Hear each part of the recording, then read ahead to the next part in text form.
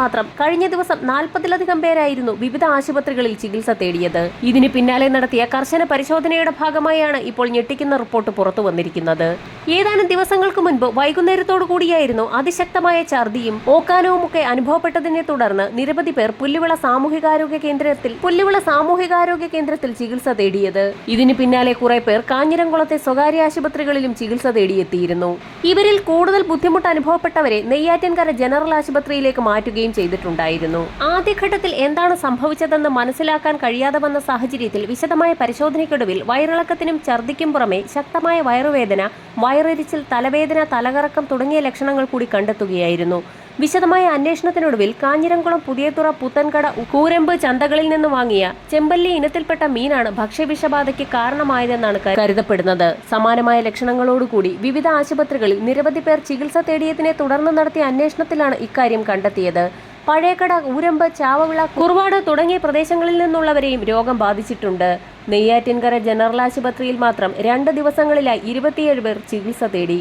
Karakonam medical college ആശുപത്രിയിലും നഗരത്തിലെ medical college ആശുപത്രികളിലും ചികിത്സ തേടിയവരുണ്ട്.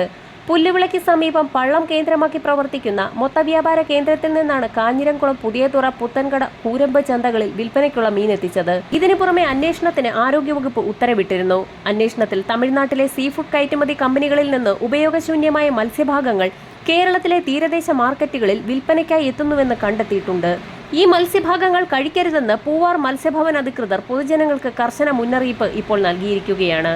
കഴിഞ്ഞ ദിവസമുണ്ടായ ഭക്ഷ്യവിഷബാധയെ തുടർന്ന് നടത്തിയ അന്വേഷണത്തിലാണ് ഞെട്ടിക്കുന്ന വിവരം പുറത്തു വന്നിരിക്കുന്നത്. തമിഴ്നാട്ടിലെ സീഫുഡ് എക്സ്പോർട്ടിംഗ് കമ്പനികളിൽ മാലിന്യം സംസ്കരിക്കാൻ അഥവാ വേസ്റ്റ് ഡിസ്പോസൽ നടത്തുന്നതിന് വേണ്ടി നൽകുന്ന മത്സ്യഭാഗങ്ങളാണ് കേരളത്തിന്റെ തീരപ്രദേശങ്ങളിൽ എത്തിച്ച് വിൽക്കുന്നതെന്ന് ഇപ്പോൾ കണ്ടെത്തിയിരിക്കുകയാണ്. തമിഴ്നാട്ടിൽ നിന്നെത്തിച്ച ചെമ്പല്ലി വിഭാഗം മീനിന്റെ തലയും മുള്ളും വാങ്ങി കഴിച്ചതിനെ തുടർന്നായിരുന്നു കഴിഞ്ഞ ദിവസം 40-ലധികം ആളുകൾ ഭക്ഷ്യവിഷബാധയേറ്റ് വിവിധ ആശുപത്രികളിൽ ചികിത്സ തേടിയത്.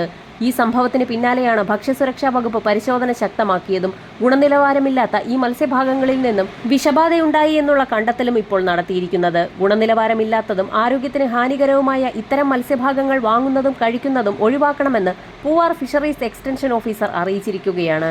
അതിനാൽ പൊതുജനങ്ങൾ പ്രത്യേകം ജാഗ്രത പാലിക്കുക. വാർത്ത കൂടുതൽ ആളുകളിലേക്ക് ഷെയർ ചെയ്യുക.